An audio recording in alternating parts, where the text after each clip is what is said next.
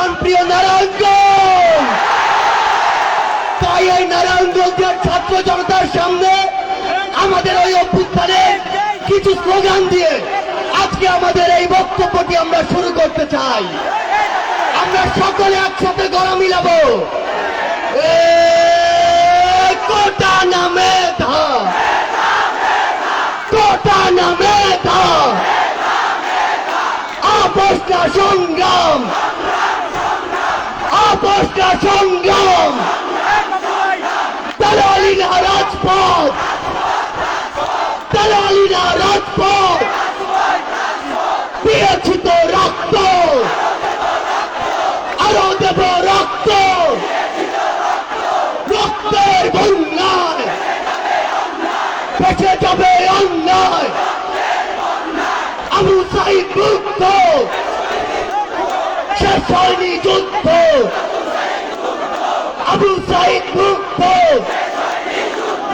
শেষ হয়নি যুদ্ধ।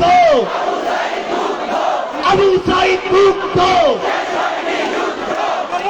আবু সাইদ মুক্ত সহ এই বাংলাদেশের হাজারো ভাই বোন যেই 24-এর ছাত্র জনতার অভ্যুত্থানের জন্য নিজের জীবন বিসর্জন দিয়ে গিয়েছে, এই নারায়ণগঞ্জের রাজপথে যাত্রাবাড়ি সাইনবোর্ড শনি রাস্তা সহ চিটাগাং রোড কিংবা চাষারা নারায়ণগঞ্জের প্রত্যেকটি রাস্তায় আমার যেই ছাত্র ভাই বোনেরা নিজের জীবনকে সামনে রেখে বাজি রেখে আমার স্কুলের ভাইরা, কলেজের ভাইরা, বিশ্ববিদ্যালয়ের ভাইরা, মাদ্রাসার ভাইরা সহ আমার সকল ভাই বোনেরা যেই চেতনাকে সামনে নিয়ে রাজপথে নেমেছে, সেই চেতনাকে সামনে নিয়ে আজকে সারা বাংলাদেশের ছাত্র জনতার সাথে বৈষম্য বিরোধী ছাত্র আন্দোলনের যে মত বিনিময় সভা, সেই সভা অন্যতম যুদ্ধক্ষেত্র নারায়ণগঞ্জের সকলকে বৈষম্য বিরোধী ছাত্র আন্দোলনের পক্ষ থেকে জানাই সংগ্রামী শুভেচ্ছা। আমরা আমাদের এই ছাত্র জনতার হাতেই ভবিষ্যৎ বাংলাদেশ দেখতে চাই। আমরা দেখতে চাই আজকে আমাদের সামনে যারা দাঁড়িয়ে রয়েছে তারা আজকে থেকে 20 বছর পরে সংসদের এক একজন এমপি হবে, মন্ত্রী হবে, এমনকি এই নারায়ণগঞ্জ থেকে প্রধানমন্ত্রী হবে। আমরা আপনাদেরকে আমাদের জায়গা থেকে স্পষ্ট করে বলে দিতে চাই, আমাদের এই তরুণ প্রজন্মের একটি অংশকে কিছু কিছু মানুষ নিজের স্বার্থে ব্যবহার করার জন্য তাদেরকে বিভিন্ন নামে নামাঙ্কিত করছে। যেমন একটি নাম হচ্ছে কিশোর গ্যাং। আমরা আমাদের জায়গা থেকে আপনাদেরকে স্পষ্ট করে বলি, আমাদের যে ভাইদেরকে কিশোর গ্যাং বলে অভিহিত করা হয় তারা তো কিশোর, তাদের তো অভিজ্ঞতায়, জ্ঞানে কিংবা চিন্তায় সীমাবদ্ধতা রয়েছে বা থাকতে পারে, কিন্তু যাদেরকে বা যারা তাদেরকে ব্যবহার করছে তাদের তো উদ্দেশ্য স্পষ্ট, তারা আমার এই ছোট ভাই বোনদেরকে লাঠিয়াল বাহিনী হিসেবে ব্যবহার করতে চায়। আমরা আমাদের জায়গা থেকে আপনাদেরকে স্পষ্ট করে বলি, আপনি কারো লাঠিয়াল বাহিনী হবেন না। আপনি মেধা, যোগ্যতা, শিক্ষায়, দক্ষতায় এমন ভাবে নিজেকে গড়ে তুলুন যিনি নিজের উপরে স্বাবলম্বী হবেন, কোন ভাইয়ের উপরে নয়। আমাদের জায়গা থেকে বর্তমান তরুণ প্রজন্মের প্রতি স্পষ্ট বার্তা, আজকে বৈষম্য বিরোধী আন্দোলনের আমরা একজন আন্দোলনকারী, আর যদি বলতে হয় সমন্বয়ক, তাহলে এই 24-এর অভ্যুত্থানের প্রত্যেকেই এক একজন সমন্বয়ক। আজকে যদি আমার একজন ভাই কিংবা আমাদের সামনে ওই শিল্ড হিসেবে দাঁড়ানো আমাদের বোনেরা সামনে না থাকতো, তাহলে কি এই আন্দোলন সফল হতো? তাহলে আজকে প্রত্যেকে এই আন্দোলনের এক একজন গুরুত্বপূর্ণ সমন্বয়কারী। আমরা আসার আগে বিভিন্ন জায়গা থেকে নারায়ণগঞ্জ সম্পর্কে জানার চেষ্টা করেছি। আমরা জেনেছি এই নারায়ণগঞ্জে মানুষ, অল্প কিছু মানুষ বৃহৎ একটু মানুষকে গোষ্ঠীবদ্ধ করে জিম্মি করে বিভিন্ন ব্যবসা পরিচালিত করছে। এই নারায়ণগঞ্জে ফুটপাত থেকে শুরু করে গার্মেন্টস কিংবা বিভিন্ন মার্কেট থেকে শুরু করে অটো স্ট্যান্ডে যে চাঁদাবাজি চলে, সেই চাঁদাবাজি ছাত্র জনতা সমর্থন করে না। আমরা স্পষ্ট করে বলতে চাই, এরকম বিভিন্ন চাঁদাবাজি কখনো ছাত্র জনতার যে স্পিরিট, সেই স্পিরিটের সাথে যায় না। আমরা আপনাদেরকে বর্তমান তরুণ প্রজন্মকে একটি কথা বলতে চাই। আমরা মনে করি আজকে নয়, আজকে থেকে 10 বছর পরেও যদি এটির বাস্তবায়ন হয়, তবেই 24-এর যে অভ্যুত্থান সেটি সফল হবে। আপনারা বলুন, বিগত 16 বছরে ফ্যাসিস্ট হাসিনা অসংখ্য মানুষকে মিথ্যা মামলা দিয়েছিল কিনা? ফ্যাসিস্ট হাসিনার দোসররা অসংখ্য মানুষকে জেলখানায় অন্যায়ভাবে রেখেছিল কিনা? ফ্যাসিস্ট হাসিনার দোসররা অসংখ্য মানুষকে ওই বিবিএফ হাজতে হাউন আঙ্কেলের কাছে পাঠিয়েছিল কিনা? আপনারা বলুন, ওই ফ্যাসিস্ট হাসিনার দোসররা বিভিন্ন জায়গায় বিভিন্ন নামে চাঁদাবাজি করেছিল কিনা? যদি এগুলো করে থাকে, তাহলে 16 বছর পরে যেই অভ্যুত্থান ঘটিত হয়েছে ছাত্র জনতার অংশগ্রহণের কারণে, আজকেও যদি অন্য কিছু মানুষ অন্য কোন রূপে এই কাজগুলো করে, তাহলে কি আমরা এগুলো সমর্থন করি? ছাত্র জনতাকে এগুলো সমর্থন করে? 24-এর জল অভ্যুত্থানের সাথে, এই স্পিরিটের সাথে সেটিকে যায়? আমরা স্পষ্ট করে শুধু নারায়ণগঞ্জ নয়, আজকের এই মঞ্চ থেকে পুরো বাংলাদেশকে একটি কথা বলে দিতে চাই। বাংলাদেশের যে নতুন তরুণ প্রজন্ম আসছে, সেই তরুণ প্রজন্ম একটি সুন্দর বাংলাদেশ চায়। আমরা আমাদের জায়গা থেকে আপনাদেরকে কিছু স্পষ্ট বার্তা দিতে চাই। যে বার্তাটি হচ্ছে, আজকে আমাদের যে তরুণ প্রজন্ম, আমি একটি কথা বলতে চাই, আজকে ছোটখাটো একটি বৈষম্য হয়েছে, ইচ্ছাকৃত কিংবা অনিচ্ছাকৃত। আজকে আমাদের সকল ভাইরা ছায়ায় দাঁড়িয়েছে, বোনেদেরকে রোদে দাঁড় করিয়ে দিয়েছে। আমরা এরপর থেকে আমাদের বোনেদেরকে যেভাবে মিছিলে সামনে দিয়েছিলাম, আমরা এরপর থেকে সুবিধাজনক জায়গা দিতে, যেটি আমাদের বোনদের জন্য ভালো হবে, সেই জায়গায় তাদেরকে রাখবো। আপনাদেরকে আরেকটি বার্তা দিতে চাই, আজকে আমার সামনে যারা রয়েছে, আমি অডিয়েন্স হিসেবে তাদেরকে এই প্রত্যাশা করেছিলাম।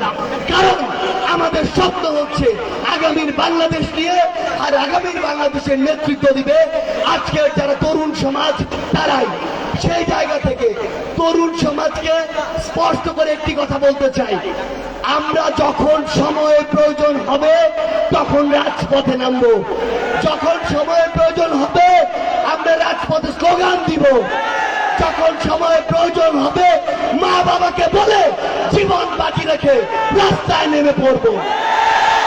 যখন প্রয়োজন হবে ফ্যাসিস্ট শেখ হাসিনার মতো যে কোনো ফ্যাসিস্টের রাজপথ থেকে দেশ ছাড়া করব। আবার যখন প্রয়োজন হবে তখনই এই 24-এর মতো আরো গণঅভ্যুত্থান ঘটাবো।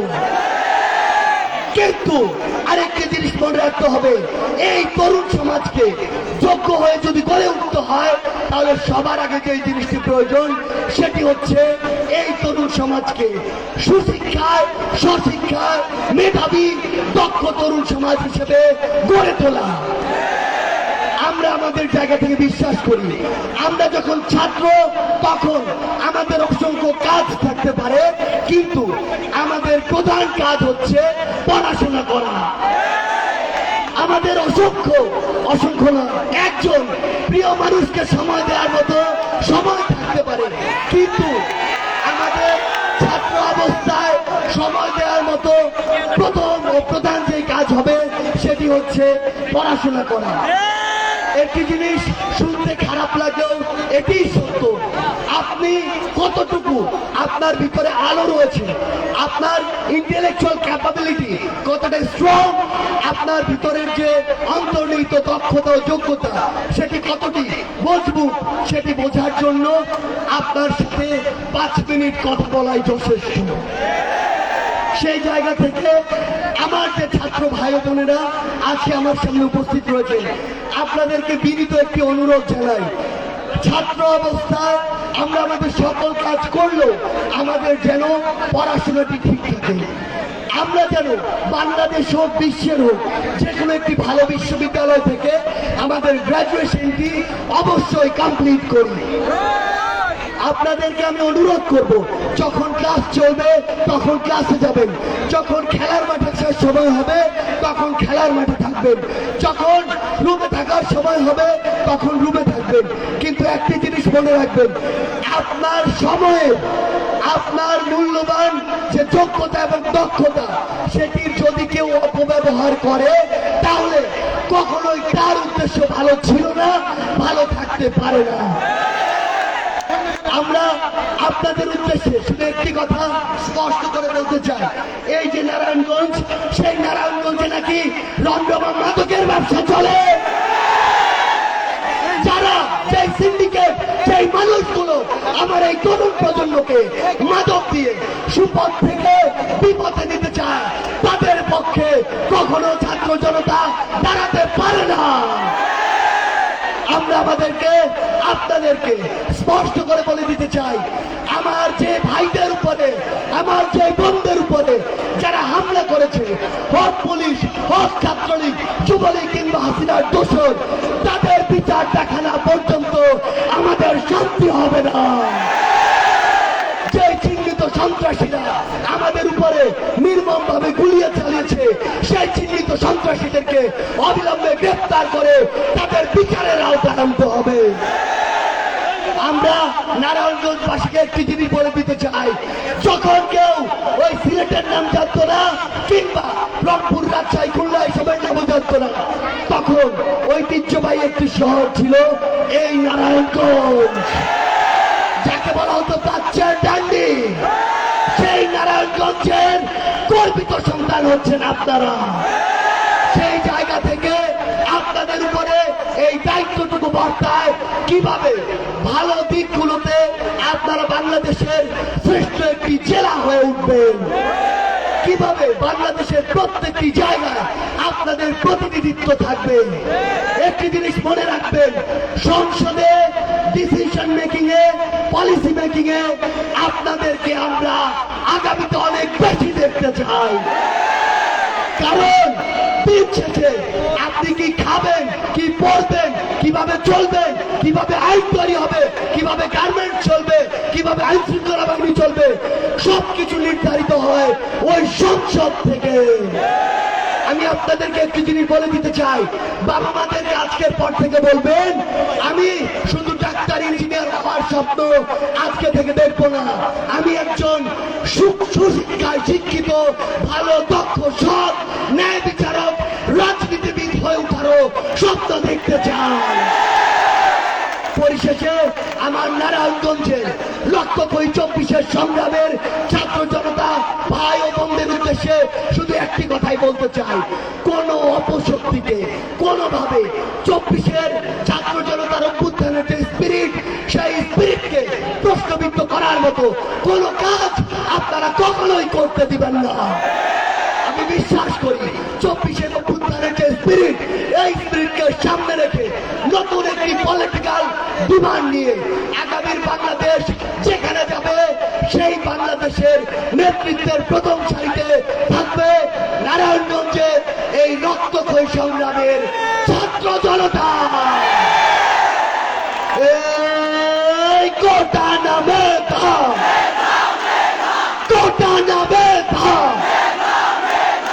আপোষটা সংগ্রাম, আপোষটা সংগ্রাম, দালালিনা রাজপথ, দালালিনা রাজপথ, আবু সাইদ মুক্ত, শেষ হয়নি যুদ্ধ,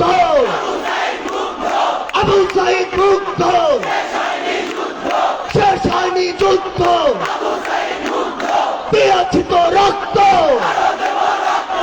আরো দেব রক্ত রক্তের বন্যায় ভেসে যাবে অন্যায় এই রক্তের বন্যায় আবারও সকল অন্যায় ভেসে যাক। আপনাদেরকে ধন্যবাদ, নারায়ণগঞ্জকে ধন্যবাদ।